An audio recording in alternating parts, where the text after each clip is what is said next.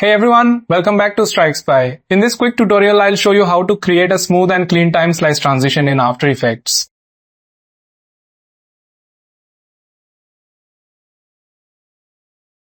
Let's get started. First, import your clips and place them on the timeline. Then create an adjustment layer and add the following effects. Time slice, shake BCC lens, blur and exposure.